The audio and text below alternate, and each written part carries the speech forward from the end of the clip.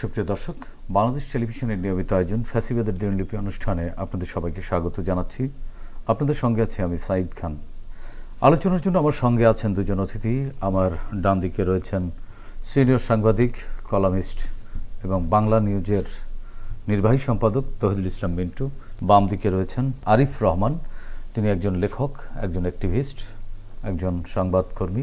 দুজন অতিথির মুখ থেকেই শুনব ফ্যাসিবাদ নিয়ে। কোনো শাসক যখন জনগণের মৌলিক অধিকার কেড়ে নেয় তখনই ঘটে গণবিপ্লব। 69, 90 এবং 24-এর অভ্যুত্থান তাই বলে। ফেরাউন, হিটলার, মুসোলিনি, স্ট্যালিন, ইদি আমিন, শেখ মুজিব, শেখ হাসিনা এবং সাম্প্রতিক সময়ের বাশার আল আসাদ পৃথিবীর ইতিহাসে অত্যাচারের প্রকৃষ্ট উদাহরণ। মানবজাতির ক্যালেন্ডারের পাতাকে রক্তাক্ত করা দেশ বিদেশের এই শাসকরা জেনে গেছে অত্যাচারের ফলাফল কি হয়। এই অনুষ্ঠানের মাধ্যমে আমরা তুলে ধরি আওয়ামী লীগের 16 বছরের দুঃশাসন। বিভিন্ন আলোচনার মাধ্যমে আমরা চিহ্নিত করব গত সরকারের স্বৈরাচারী ও ফ্যাসিবাদী নীতির ধরন। এর মাধ্যমে আমরা খুঁজে বের করবার চেষ্টা করব নাগরিক অধিকার নিশ্চিতের পথ, যাতে ভবিষ্যতে আর কোনো শাসক নাগরিক স্বাধীনতাকে লঙ্ঘনের সাহস না পায়। দর্শক, আজ 18 ফেব্রুয়ারি 2025।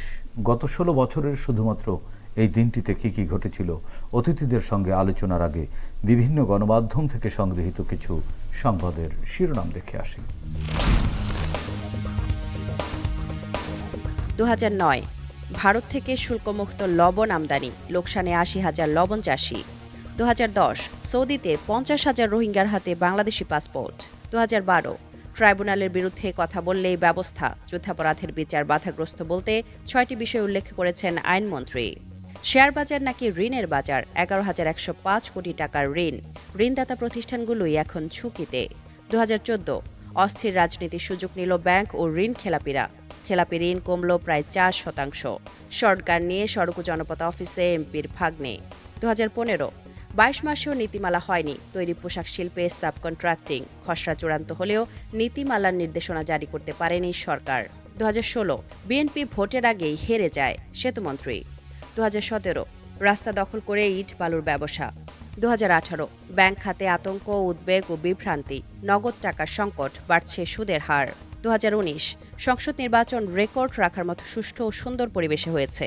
CEC 3 more banks for scam hit sector। 2020 আবারও বাড়ছে চালের দাম, রপ্তানির অনুমতি বন্ধ। ঢাকা ওয়াসার পানির মূল্যের বিশাল বৃদ্ধির প্রস্তাব অযৌক্তিক ও নির্যাতনমূলক।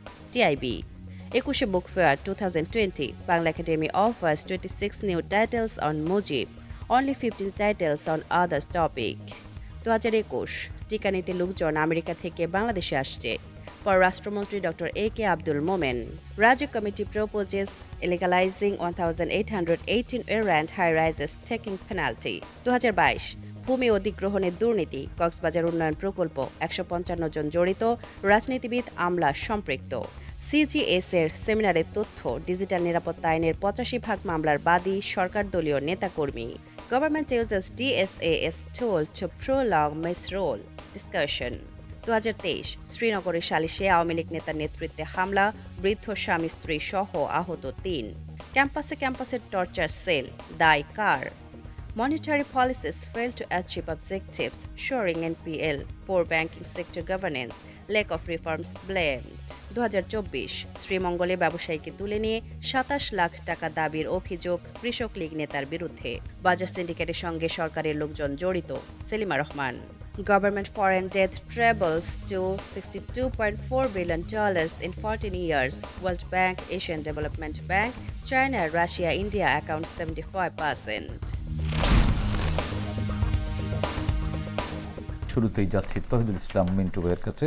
তৌহিদুল ইসলাম মিন্টু ভাই, আমরা একটি সংবাদের শিরোনামে দেখলাম সৌদি আরবে 50,000 রোহিঙ্গার হাতে বাংলাদেশি পাসপোর্ট বিভাগ, এনআইডি কর্তৃপক্ষ ও পুলিশের ভূমিকা কী ছিল।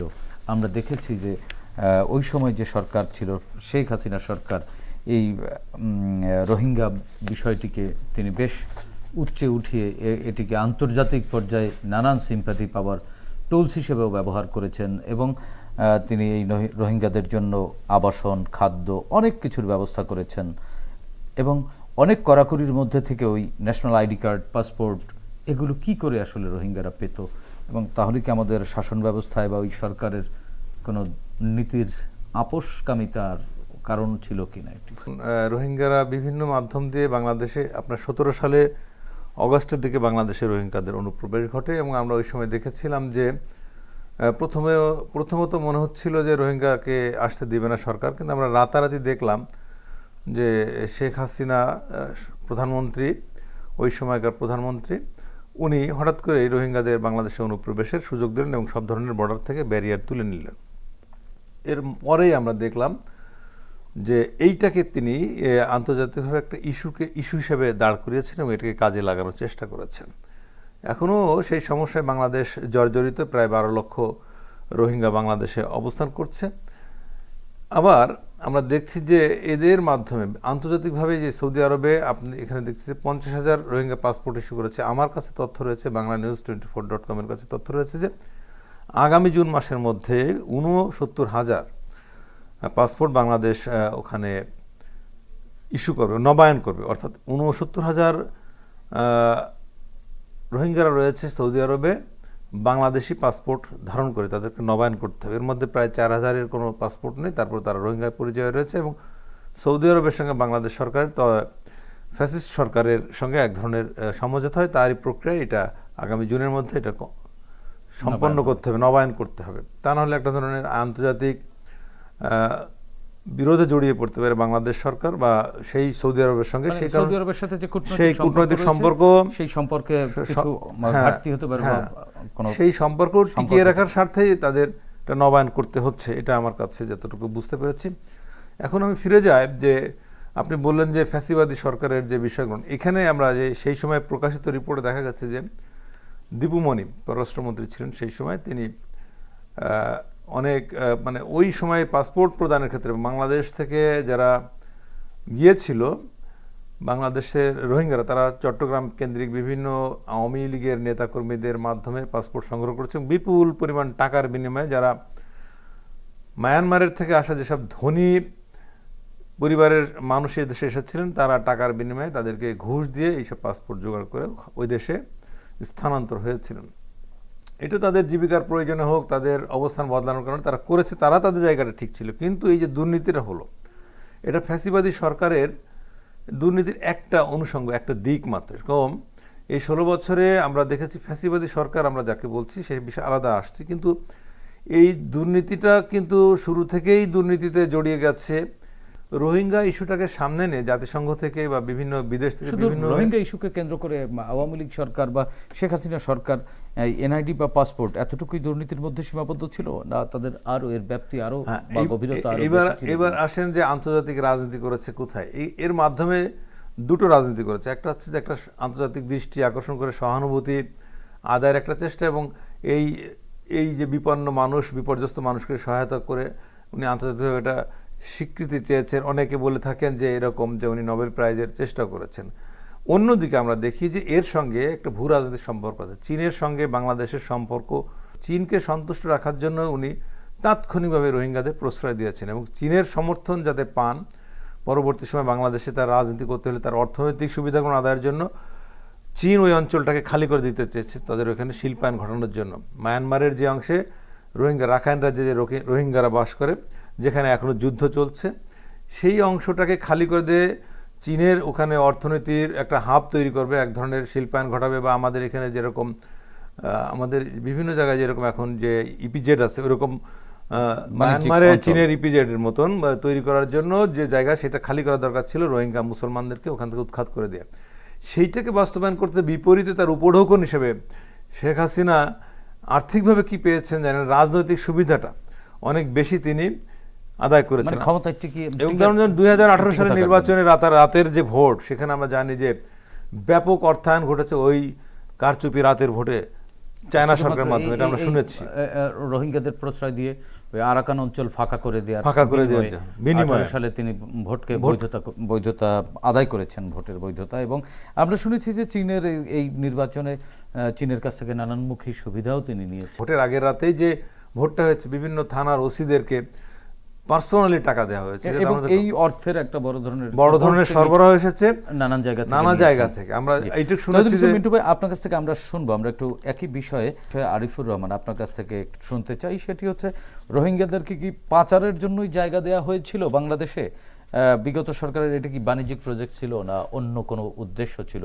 যেমনটি তহিদুল ইসলাম মিন্টু ভাই বলেছিলেন যে এখানে কূটনৈতিক এক ধরনের সমর্থন বা নোবেল প্রাইজ পাওয়ার জন্য, এক ধরনের আন্তর্জাতিক মহলের সিম্প্যাথি গ্রো আপ করবার জন্য শেখ হাসিনা এই কাজটি করেছিলেন। শুধু কি এটি না, এর পেছনে আরো কিছু কাজ ছিল? আমরা যদি এই গত 15 বছরের শাসনামলকে একটু পর্যালোচনা করি, আমরা দেখতে পাবো যে রোহিঙ্গা ইনফ্লেক্সের পরে এইখানের যে এনজিওগুলোর ফুলে ফেপে ওঠা এবং সেই এনজিওগুলোতে কিভাবে আওয়ামীকরণ করা হয়েছে, শেষ পর্যন্ত সিআরআইকে দিয়ে পর্যন্ত রোহিঙ্গা সংক্রান্ত প্রকল্প লেখার দলিল আমরা দেখতে পাই। এবং এটা প্রকাশ্য সংবাদপত্রে ওরা ঘোষণা দিয়ে, মানে একটা এনজিও, একটা সরকারি প্রতিষ্ঠান এনজিও হিসেবে নামাঙ্কিত হয়ে সে এই টাকাগুলোকে ব্যবহার করতেছে। এবার আমরা যদি একদম শুরু থেকে এই উৎসটাকে দেখার চেষ্টা করি, যে যখন বাংলাদেশে প্রথম এই রোহিঙ্গাদের আসা শুরু হলো, প্রাথমিকভাবে কিন্তু বাংলাদেশের মানুষের মধ্যে এক ধরনের একটা প্রতিবেশীদেরকে সাহায্য করার মানবিক দৃষ্টিভঙ্গি ছিল। একই সঙ্গে একটু খেয়াল করেন যে ওই সময় কিন্তু এই রোহিঙ্গারা ভারতেও প্রবেশ করার চেষ্টা করছিল, কিন্তু ভারত কিন্তু সেই মানবিকতাটা দেখায় নাই।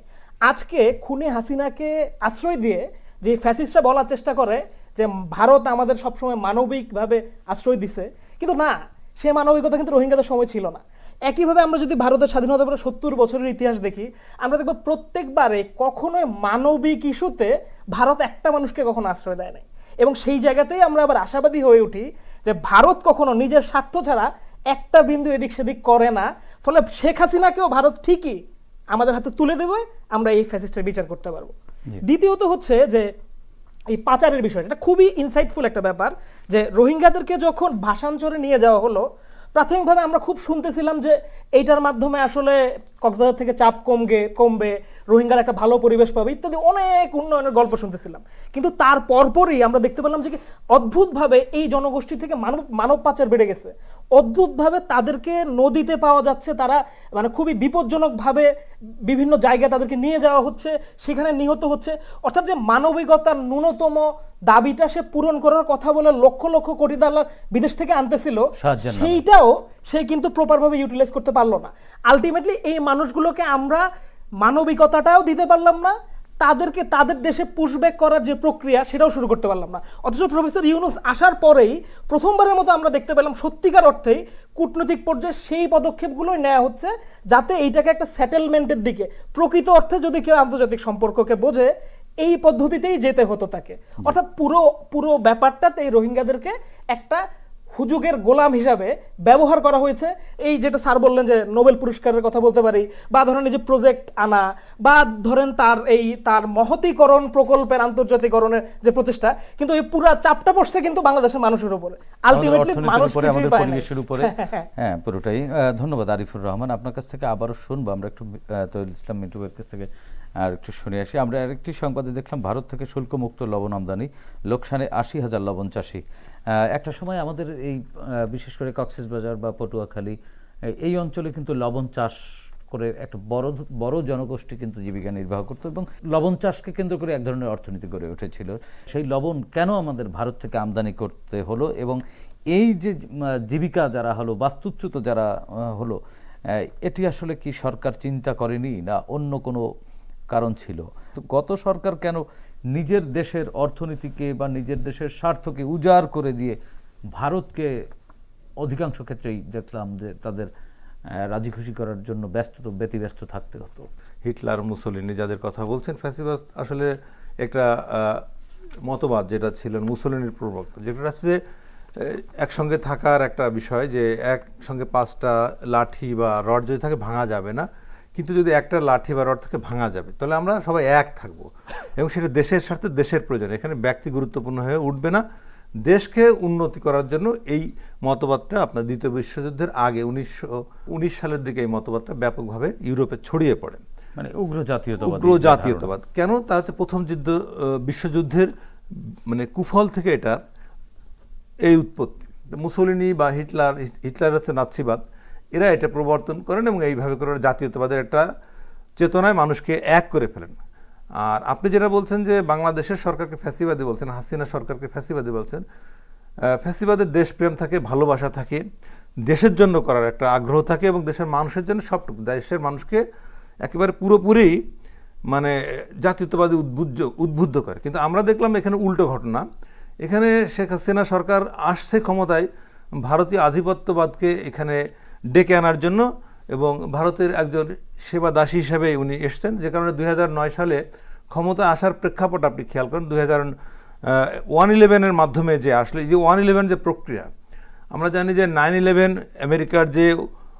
আমেরিকার যে ঘটনা, টুইন টাওয়ার ঘটনার পরে ওয়ার অ্যান্ড টেরর যে একটা প্রবর্তন করলো আমেরিকা, সেই টেরোরিজমের একটা পার্ট হচ্ছে যে এই ভারতের একটা এই অঞ্চলে আঞ্চলিক আধিপত্যবাদ প্রতিষ্ঠার একটা লক্ষ্য, তারই একটা মানে উপজাত হচ্ছে 1/11। এবং এই যে সেই সময় মঈন ফখরুদ্দিন সরকার বাংলাদেশে আসলো, সেটা হচ্ছে উপজাত সরকার এবং তার মাধ্যমে হাসিনার ক্ষমতায়ন হলো। হাসিনাকে এখানে মানে বসিয়ে দেওয়ার সঙ্গে সঙ্গে ইন্ডিয়া তার প্রজেক্ট বাস্তবায়ন শুরু করলো। সেই প্রজেক্ট বাস্তবায়ন করতে যায় তাদের আর্থিক সুবিধা, আঞ্চলিক রাজনৈতিক সুবিধা সব নেওয়ার এটা একটা মাত্র ক্ষুদ্র শুরু হলো। এটা লবণ চাষিদের কি হলো না হলো এটা কিন্তু শেখ হাসিনার দেখার বিষয় ছিল না। ভারতের লাভ হলো কতটুকু চাষিদের এই খবরটি আমাদের সামনে এসেছে, কিন্তু এটা হচ্ছে ছোট্ট একটা খবর, কিন্তু এই 16 বছরে অসংখ্য ব্যবসা বাণিজ্য, রাস্তাঘাট, ট্রানজিট, ট্রান্সপোর্ট সব ইন্ডিয়ার হাতে তুলে দেওয়া হচ্ছে। যে কথা আপনি দেখেছেন যে শেখ হাসিনা নিজেই বলেছেন যে আমরা ভারতকে যা দিয়েছি তা কখনো ভারত ভুলতে পারবে না। এই যে 16 বছরে কি দিয়েছে না দিয়েছে এই হিসাবটা বেরিয়ে আসছে। আমরা দেখেছি যে 18 লক্ষ কোটি টাকা পাচার হয়ে গেছে। কোথায় পাচার হয়ে গেছে? এবং সর্বশেষ ভারতের সাথে যে চুক্তিগুলো হয়েছিল সেই চুক্তিগুলো কিন্তু জাতির সামনে কখনোই তিনি উন্মোচন করেননি, কখনোই করেন নাই। এবং সামরিক চুক্তি হয়েছিল, সামরিক নিরাপত্তার চুক্তি, সেটাও গোপন রাখা হয়েছিল। এর পেছনে কি কারণ থাকতে পারে বলে আপনি মনে করেন? আপনারা দেখবেন যে ভারত কিন্তু একসময় নিজামের হায়দ্রাবাদকে একীভূত করে ফেলেছিল। আবার দেখবেন সিকিমকে কিন্তু গ্যাংটকের সিকিম, যেটা আপনার 1974 সালে ভারত সেই লেন্দুব দর্জির মাধ্যমে ভারতের অংশ করে নিয়েছিল। তো আমার ধারণা যদি আজকে বাংলাদেশের 5ই আগস্টের বিপ্লব না হতো, আরও 1 বছর টিকে থাকলে এই যে পার্লামেন্ট, তথাকথিত যে পার্লামেন্টের আইন পাশ করেই দেখা যাচ্ছে এটা ভারতের একটা অঙ্গভূত রাজ্য হিসেবে শেখ হাসিনা এটা উপহার দিয়ে দিত ভারতকে। এই পর্যায়ে চলে গেছিল বিধায় বাংলাদেশের এই অঞ্চলের লোক কিন্তু স্বাধীনতা প্রিয় লোক।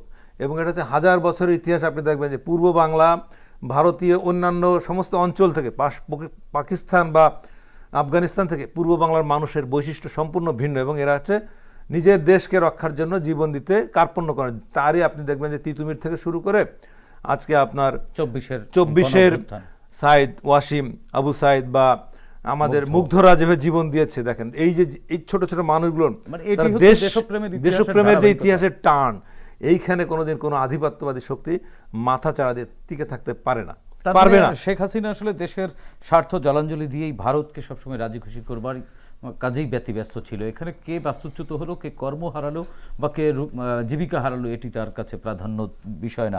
একই বিষয়ে আরিফ আপনার কাছ থেকে একটু জানতে চাই, সেটি হচ্ছে যে তহিদুল ইসলাম মিন্টু ভাই একটি কথা বলেছেন যে ভারতের একটি অঙ্গরাজ্য হিসেবে হয়তো শেখ হাসিনা আর একটি বছর ক্ষমতায় থাকলে করে ফেলতেন এবং অজস্র চুক্তি তিনি করেছেন এবং একপেশে চুক্তি, যেগুলো এখন বর্তমান অন্তর্বর্তীকালীন সরকার বলছেন যে অনেক চুক্তি একপেশে রয়ে গেছে।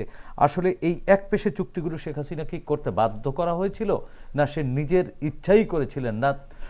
এবং তহিদুল ইসলাম মিন্টু ভাই আরেকটি কথা বলেছেন যে ফ্যাসিবাদীরা কিন্তু তীব্র দেশপ্রেমিক, নিজের দেশে অসম্ভব রকমের জনপ্রিয় হয়। শেখ হাসিনার ক্ষেত্রে কিন্তু এর উল্টো চিত্র আমরা দেখেছি। তো শেখ হাসিনা আসলে সকল স্বার্থ জলাঞ্জলি দিয়ে ভারতকে কেন এত রাজি খুশি করাতে গেল? ভাই একদম প্রাথমিকভাবে স্যার যে কথাটা বললেন যে সার্কভুক্ত 7টা দেশেরই সব সময় পলিটিক্যাল ইস্যুতে আপনি দেখবেন তার একটা শীর্ষ নেতা ভারতে আশ্রয় নিচ্ছে। এইটা তো শুধু আজকের ইতিহাস না, এটা প্রায় মানে 60-70 বছর ধরেই ভারত যখনই কাউকে টার্গেট করে সে কোন প্ল্যানে, এই যে সিকিমের কথা উঠলো, এটা 1975 সালে, খুব ইন্টারেস্টিং কিন্তু এই ব্যাপারটা। সিকিমে যখন মানে সিকিম ছিল একটা রাজাশাসিত এলাকা, সেখানে এক ধরনের একটা গণতান্ত্রিক শক্তির উত্থান শুরু হলো এবং প্রথম ইলেকশনের পরে তাদের পার্লামেন্টের প্রথম অ্যামেন্ডমেন্টই উঠেছিল যে আমরা আসলে ভারতের অংশ হয়ে যেতে চাই। চিন্তা করেন, একটা অঞ্চলের মানুষ কখনো কি নিজের দেশের স্বাধীনতাকে বিক্রি করে দিবে প্রথম পার্লামেন্টে। অর্থাৎ এইখানে যে এই ইলেকশন ইঞ্জিনিয়ারিংটা গত 15 বছর ধরে আমরা দেখতেছি, এইখানে এই যে ধরো 90% কাস্টিং হয়ে যেতেছে, 7 কোটি মানুষ ভোট দিতেছে, দাদারা নানারা আমরা তো এসে দেখেছি যে মৃত মানুষরা এসে 102% ভোট দিচ্ছে, 5% পর্যন্ত হ্যাঁ। ভোট কাস্ট হয়েছে। তো এই যে অলৌকিক রকম ভোট, এইটাও আপনি দেখবেন ভারত যার দিকে নজর দিচ্ছে সেইখানে দখলের প্রক্রিয়া, এই হায়দ্রাবাদেও আপনি দেখবেন অলৌকিক ভোট কাস্টিং। 80% লোক বলতেছে আমরা স্বাধীনতা চাই না, তার মানে শেখ হাসিনা আমরা নিজেকে প্রদেশ হয়ে যেতে চাই। শেখ হাসিনা নিজেকে এটা তো- ফ্যাসিবাদ হিসেবে, জনপ্রিয় হিসেবে প্রতিষ্ঠিত শেখ করবার হাসিনার চেষ্টা সব করেছেন। সময়ই ভারতই হয়ে যাওয়ার আকাঙ্ক্ষা ছিল। এইটা 75-এ আমরা দেখি, 75-এর পরে সে কেন ভারতকে বেছে নিতে হবে তাকে? সে তো ইংল্যান্ডেও চলে যেতে পারতো। তারা যে বাংলাদেশটাকে দেখে, সেই বাংলাদেশটার ভিতরে আসলে বাংলা নাই। এইখানকার 47-এর যে চেতনা, এখানের মানুষ যে রাজপথে রক্ত দিল, এখানে যে স্বাধীনতা আনলো, এখানে যে 2বার, যে ডক্টর সলিমুল্লাহ খান প্রায়ই বলেন যে আমরা 2বার স্বাধীন হইলাম, কিন্তু আমাদের ইতিহাসে 47 নাই, আমাদের ইতিহাসে পরবর্তী পরম্পরা নাই। হঠাৎ করে এখানে একটা এমন একটা চেতনার কথা আমরা বলতে চাই, যেটা একটা জনবিচ্ছিন্ন আলাপ। এইটাই আওয়ামী লীগের রাজনীতি। এবং আওয়ামী লীগ কখনো, যখন সে দেশটাকে ভাবে, সে আসলে সামগ্রিকভাবে মানুষকে ভাবে না, সে ভারতের একটা অপভ্রংশ। সবসময় দেখবেন পাবলিক আলাপ আলোচনাতেও যখন বলা হয় যে হ্যাঁ ভারত যদি রেখে যায় তাহলে আমরা কি করব, আমরা তো টিকতে পারবো না। কিন্তু এখন আমরা কি দেখতেছি, একটা সীমান্তে গোলযোগে বাংলাদেশের মানুষ যে বিরচিতভাবে অবস্থান নিতেছে, ভারতের মানুষের তো সে অবস্থান নাই।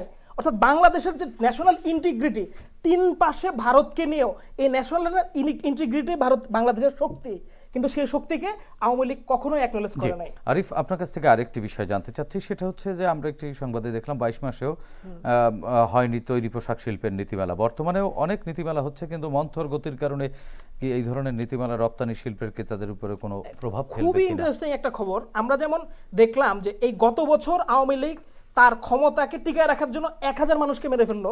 তার শাসনের একদম শুরুর গণহত্যাটাই কিন্তু এই 22 মাসের নীতিমালার যে আলাপটা, পোশাক শিল্পের ঘটনাটা, আমরা রানা প্লাজার ঘটনাটা জানি, 1200 মানুষকে কিভাবে চাপা পড়ে মারা গেল, এবং সেইখানে সেই কারখানাটার মালিক ছিল একজন আওয়ামী লীগের নেতা, একজন এই যে সোহেল রানা, এই মুরাদ জং, এই এই এই সংস্কৃতিটা, এই যে তাদের মানুষ মারা সংস্কৃতিটা, আমরা জানি যে কি এই আমরা একটু আগে 9/11-এর কথা বলতেছিলাম না, টুইন টাওয়ারের পরেই কিন্তু পুরা মানব জাতির ইতিহাসের সবচেয়ে বড় রিফ্লেক্স এটা, সবচেয়ে বেশি মানুষ মারা গেছে, দ্বিতীয় ভবন ধসে এত বেশি মানুষের মৃত্যুর ঘটনা। এই ঘটনার পরেই কিন্তু আন্তর্জাতিক চাপে সরকার বাধ্য হয়েছিল যে কিছু পদক্ষেপ তাদেরকে নিতে হবে, কিন্তু সেই পদক্ষেপ নেওয়া তো দূরের কথা।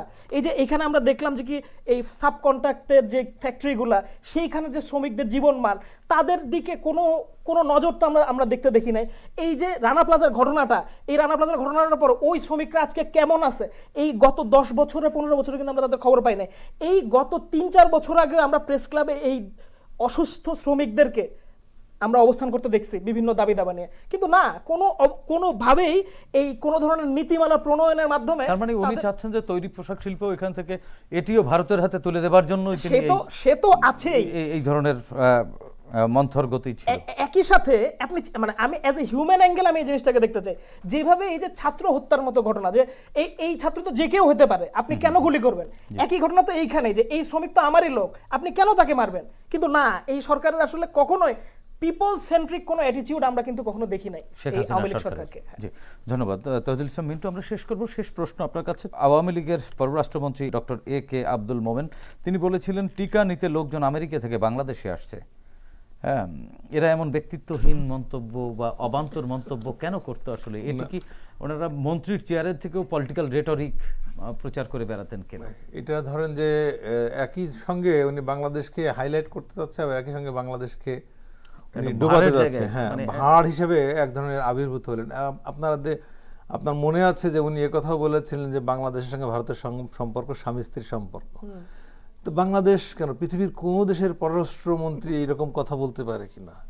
মানে এটা কিভাবে সম্ভব? তার মানে শেখ হাসিনার মন্ত্রী পরিষদে যারা ছিলেন সব একটা ভাঁড় বসে, তাদের কোনো রাজনৈতিক কোনো কমিটমেন্ট ছিল না, জনগণের সঙ্গে তাদের কোনো সম্পর্ক ছিল না, এবং কিচেন ক্যাবিনেট যেটা, তারা প্রত্যেকেই ছিলেন শেখ হাসিনা যা বলবে আজ্ঞাবহ, এবং কেউ আজ্ঞাবহ না হলে সে কিন্তু ক্ষমতায় মানে মন্ত্রী থাকতো না। আমরা দেখেছি যে আওয়ামী লীগের প্রবীণ রাজনীতিবিদরা, অনেক ভালো পলিটিশিয়ান আমরা দেখেছি গত 16 বছর, সুরঞ্জিত সেনগুপ্তকে তো কিভাবে নাজেহাল করা হলো, আমরা বানিয়ে দেওয়া হলো। তারপরে আপনি দেখেন তোফায়েল আহমেদের কোনো অস্তিত্ব খুঁজে পাওয়া যায়নি গত 15 বছরে। আমির হোসেন আমু কিন্তু রাজনীতির মূল ইস্যু ছিলেন না। তারও আগে ধরেন যে আব্দুর রাজ্জাক সাহেব এরা কিন্তু রাজনীতিতে মূলধারা আসতে পারে। শেখ হাসিনার থেকে আরও 4-5 ধাপে নিচু পর্যায়ে যারা পায়ে দিয়ে সালাম করতেন তাদেরকে উনি মন্ত্রী বানিয়েছিলেন। তো তাদের প্রজ্ঞা, তাদের রাজনৈতিক দক্ষতা, তাদের জ্ঞান বা আপনার ডেডিকেশন, এটা কিছুই ছিল তার মানে না। উনি এটিকে রাজনৈতিক রাষ্ট্র শেষ পর্যন্ত রাখতে চাননি বা গণতান্ত্রিক রাষ্ট্র তার মধ্যে ছিল না। এটিকে উনি ওনার একক কর্তৃত্ববাদী রাষ্ট্র এবং ভারতের যে সম্প্রসারণবাদ সেটিকে এস্টাবলিশ করার জন্য বাংলাদেশের প্রথমত বিরোধী রাজনৈতিক দল মত এগুলো তো দমনপীড়ন করতেনি, উনি ওনার আওয়ামী লীগকেও ধ্বংস করে দিয়েছিলেন শুধুমাত্র ভারতকে খুশি করবার জন্য এবং ওনার একক কর্তৃত্ব ধরে রাখবার জন্য। বিষয়টি কি এরকম? আমি এইভাবেই দেখি, কারণ আপনি দেখেন পার্লামেন্টে মমতাজ গান মানে বিভিন্ন নাটক সিনেমার অভিনেতা অভিনেত্রীরা পার্লামেন্ট মেম্বার হয়ে গেলেন, খেলোয়াড়দেরকে ডেকে এনে উনি এমপি বানাইলেন।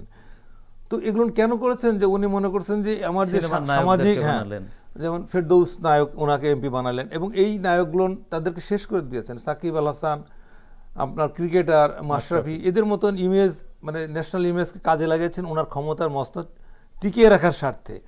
আপনি প্রথম ধাপে মনে আছেন যে কাদেরকে মন্ত্রী বানিয়েছিল, ওই আপনার তোফায়েল আহমেদ, আমির হোসেন আমু বা এই হাসানুল্লাহ কিনু। সামাজিক যে ওনার যে ভোট হয়নি, কিন্তু সামাজিক একটা মর্যাদার জায়গায় দলকে বা ওনার সরকারকে টিকিয়ে রাখার জন্য। পরবর্তী দেখলো যেন এদেরকেও আমার প্রয়োজন নেই, পুরোপুরি উনি ইন্ডিয়া নির্ভর হয়ে গেলেন। ফলে ওনার আর আশপাশে কোনো চাটুকার ছাড়া আর কেউ ছিল না এবং তাদেরকে রাখেওনি। যে ইস্তাবকের দল, উনি মনে করছেন যে আমার পাশে ইন্ডিয়া আছে মানে আমার আর কিছু লাগবে না। সেই কারণে এদেরকে একটা ফানি পার্লামেন্ট সব কিছুতে একটা মানে ইন্ডিয়ান হেজিমনি কায়েম করার জন্য যা যা দরকার হাসিনা তাই করেছে এবং নিজেকে বাংলাদেশের সম্রাজ্ঞী বানিয়েছেন। কিন্তু পাশাপাশি উনি এদেশের ভারতের সেবাদাসীতে রূপান্তরিত হচ্ছেন। ওনার কিন্তু এটা ভালোই লেগেছে। জি, তহিদুল ইসলাম মিন্টু ভাই, 5 আগস্ট পরবর্তী সময়ে একটা নতুন সম্ভাবনার বাংলাদেশ, যেটা আগামীর বাংলাদেশ, যেটা সেই বাংলাদেশে আমাদের এক ধরনের গণতন্ত্রের পথে হাঁটবার যে সুযোগ হয়েছে এবং একটি অন্তর্বর্তীকালীন সরকার এই মুহূর্তে রাষ্ট্র পরিচালনার দায়িত্বে রয়েছে, সেই সরকারের কাছে আপনার কোনো পরামর্শ আছে কিনা বা আপনার প্রত্যাশা তো আকাশ সমান ছিল নিশ্চয়ই। এই সরকার যেন কোনোভাবেই কোনো বিশেষ গোষ্ঠীর করায়ত্ত না হয়ে পড়ে। ধরেন যে বিভিন্ন মিডিয়া আছে, এখানে আমরা দেখছি যে তারা সরকারকে আবার সেই ইন্ডিয়ার হেজিমনির মধ্যে নিয়ে যাওয়ার চেষ্টা করতেছে। সেই ধরনের রিপোর্টিং যারা এদেশে শেখ হাসিনাকে টিকিয়ে রেখেছিল সেই মিডিয়ায় আবার সরকারের গুণগান গাচ্ছে বটে, পাশাপাশি প্রেসক্রিপশন দিচ্ছে। আমরা দেখছি যে ইন্ডিয়ান লেখকদের লেখা বেশি বেশি করে পত্র পত্রিকায় ছাপা হচ্ছে, বা এই করলে ইন্ডিয়ার সঙ্গে সম্পর্ক উন্নয়নের চেষ্টায় বহু মিডিয়া হাউস এখন ব্যতিব্যস্ত হয়েছে এবং পেছন থেকে তারা এই সরকারকে নানা পরামর্শ দিচ্ছেন। আমি বলছি এই যে আলোর আধারিতে যেন নিমজ্জিত না হয়, আলোর আধারিতে যেন পথ না হারায়, এইটা হচ্ছে শঙ্কা এবং এটাই পরামর্শ আমার। আরিফ, আপনার পরামর্শ এবং প্রত্যাশা? বহু আশা আকাঙ্ক্ষার সরকার এটা, এবং আমরা এই গত 6 মাসে যেই সব কাজ এই সরকারকে হাজির করতে দেখছি, বিশেষ করে এই যে কমিশনগুলোর রিপোর্ট আসতেছে, এটা তো যে রিপোর্টগুলো যদি আমরা পড়ি খুবই আশাবাদী হয়ে উঠতে হয়, ছোট করে বলতে হবে। এবং সেই আশাবাদ থেকেই আমরা আসলে একটা নতুন যে বাংলাদেশের স্বপ্নটা দেখি, সেইটা একটা বৈষম্যহীন একটা গণতান্ত্রিক পরিবেশের, এবং আলটিমেটলি আর যেন কোনো ফ্যাসিবাদের দ্বারা আমাদেরকে আক্রান্ত না হতে হয়, এইটুকু যেন আমরা পাই, সেটাই আমাদের আকাঙ্ক্ষা। জি, ধন্যবাদ আরিফ, ধন্যবাদ তহিদুল ইসলাম মিন্টু, আপনাদের দুজনকেই। প্রিয় দর্শক, 36 জুলাইয়ের গণ অভ্যুত্থানের মাধ্যমে ছাত্র জনতা এ মাটির গর্ভে যে নতুন আলো প্রবেশ করিয়েছে তা ধরে রাখবার দায়িত্ব শুধু সরকারের একার নয়, আমাদেরও। বিভিন্ন স্থানে ঘটে যাওয়া মব ভায়োলেন্স, মব জাস্টিস ফ্যাসিবাদী সংস্কৃতিরই অংশ। সুশাসনের প্রয়োজনে দীর্ঘদিনের চর্চিত এই ফ্যাসিবাদী সংস্কৃতি থেকে বেরিয়ে এসে আইনের আশ্রয় নিতে হবে আমাদের। আসুন আমরা সুনাগরিকের পরিচয় দেই, ফ্যাসিবাদকে রুখে দেই। দর্শক, দেখা হবে আগামী পর্বে নতুন অতিথিদের সঙ্গে। ততক্ষণ পর্যন্ত ভালো থাকুন, সুস্থ থাকুন, বাংলাদেশ টেলিভিশনের সঙ্গেই থাকুন। খোদা হাফেজ।